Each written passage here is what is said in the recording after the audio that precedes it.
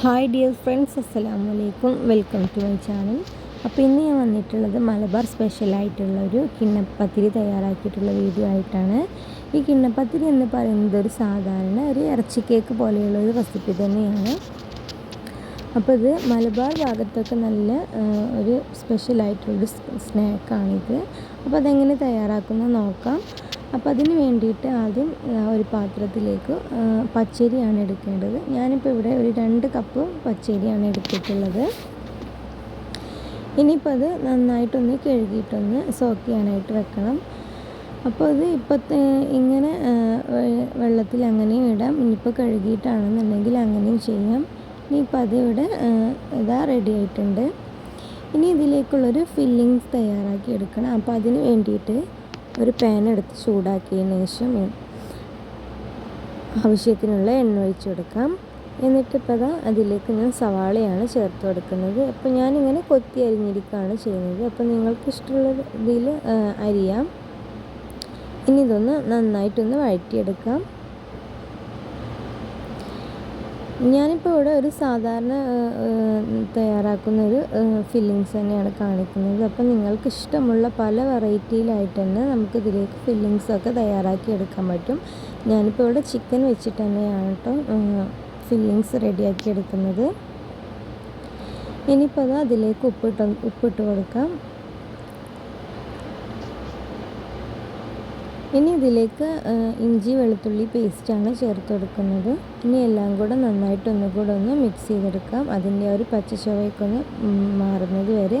അപ്പോൾ ഉള്ളി നന്നായിട്ടൊന്നും വഴറ്റിയെടുക്കേണ്ട, ജസ്റ്റ് ഒന്ന് വഴന്ന് കിട്ടിയാൽ മാത്രം മതി.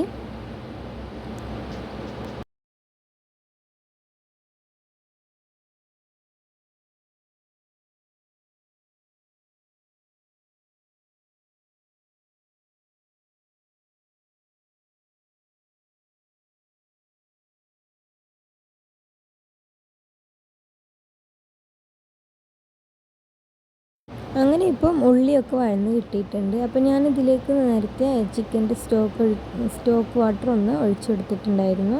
ഇനി ഇതിലേക്ക് മസാലപ്പൊടികളായിട്ട് ഞാനിവിടെ ചേർത്തിട്ടുള്ളത് മല്ലിപ്പൊടി, ഗരം മസാല, കുരുമുളക് പൊടി, പിന്നെ ഇപ്പോൾ ചിക്കൻ മസാല കൂടിയാണ് ചേർത്ത് കൊടുക്കുന്നത്. ഇനി ഇതെല്ലാതും കൂടെ ഒന്ന് നന്നായിട്ടൊന്ന് വഴറ്റിയെടുക്കാം.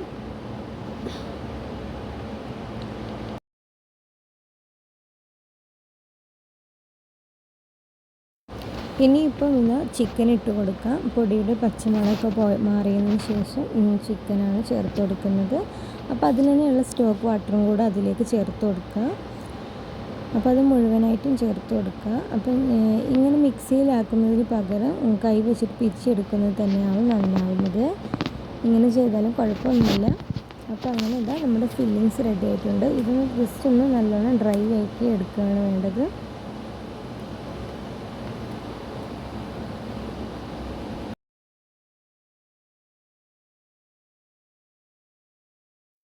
അങ്ങനെ ഇപ്പം നമ്മുടെ ഫില്ലിങ്സ് റെഡി ആയിട്ടുണ്ട്. അപ്പം ഇനി ഇതിലേക്ക് വേണ്ട എരിവും കാര്യങ്ങളും അതുപോലെ തന്നെ ഉപ്പും കാര്യങ്ങളൊക്കെ നോക്കിയിട്ട് അതൊരു ഭാഗത്തേക്കായിട്ട് മാറ്റി വെക്കാം.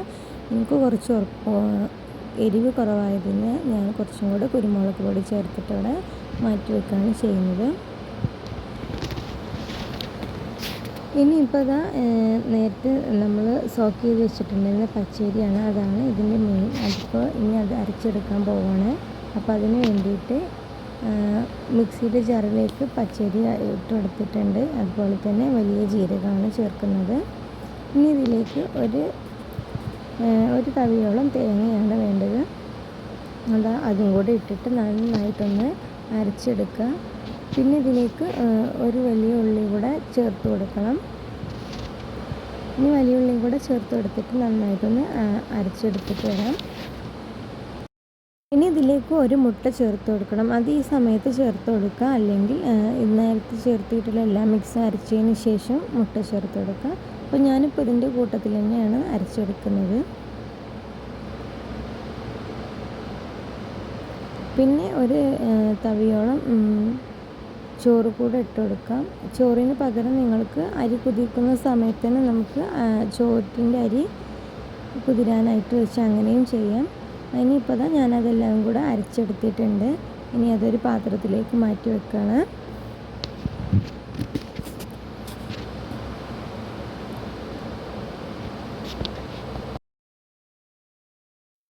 ഈ ഒരു പാകത്തിനുള്ള ലൂസിലായിട്ട് വേണം മാവ് റെഡിയാക്കാനായിട്ട്. ഇനിയിപ്പോൾ അതിലേക്ക് ആവശ്യത്തിനുള്ള ഉപ്പും കൂടെ ചേർത്ത് കൊടുത്തിട്ട് നന്നായിട്ടൊന്ന് മിക്സ് ചെയ്തെടുക്കാം.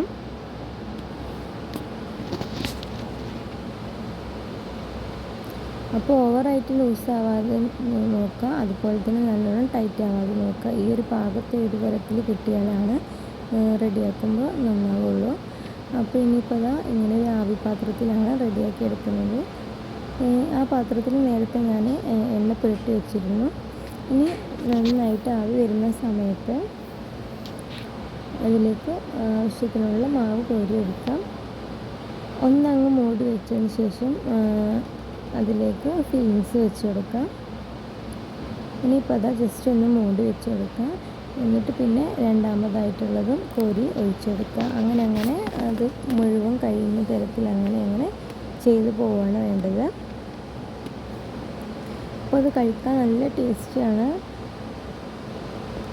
അപ്പോൾ അങ്ങനെ ഈ നോൺ വെജൊക്കെ ഇഷ്ടമുള്ളവർക്ക്, അതുപോലെ നോൺ വെജിൻ്റെ ഐറ്റംസൊക്കെ ഇഷ്ടമുള്ളവർക്കൊക്കെ നല്ലൊരു റെസിപ്പി തന്നെയാണ് ഈ കിണ്ണപ്പത്തിരി. അപ്പോൾ നിങ്ങൾക്ക് എൻ്റെ വീഡിയോ ഇഷ്ടമായ വീഡിയോ ഒന്ന് ലൈക്ക് ചെയ്യുക, ഷെയർ ചെയ്യുക, ചാനൽ ഒന്ന് സബ്സ്ക്രൈബ് ചെയ്ത് സപ്പോർട്ട് ചെയ്യുക.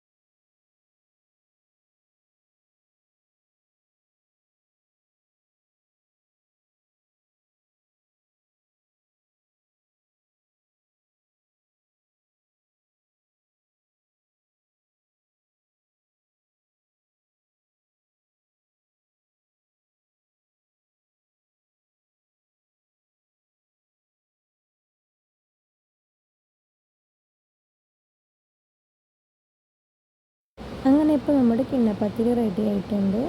ഇത് നല്ലൊരു സ്പെഷ്യൽ ഇറച്ചി കേക്ക് തന്നെ പറയാം. അതുപോലെ കഴിക്കാൻ നല്ല ടേസ്റ്റി ആയിട്ടുള്ളൊരു സ്നാക്കാണ്. നിങ്ങളെന്തായാലും ഇതൊന്ന് ട്രൈ ചെയ്ത് നോക്കുക. അപ്പോൾ ചൂടാറിയതിന് ശേഷം ഇതൊന്ന് പ്ലേറ്റിലോട്ട് മാറ്റാം. ഞാനിപ്പോൾ ചൂടാറിയതിന് ശേഷം പ്ലേറ്റിലോട്ട് മാറ്റിയിട്ടുണ്ട്. അപ്പോൾ വീഡിയോയെക്കുറിച്ചുള്ള അഭിപ്രായങ്ങൾ കമൻ്റായിട്ട് രേഖപ്പെടുത്തുക.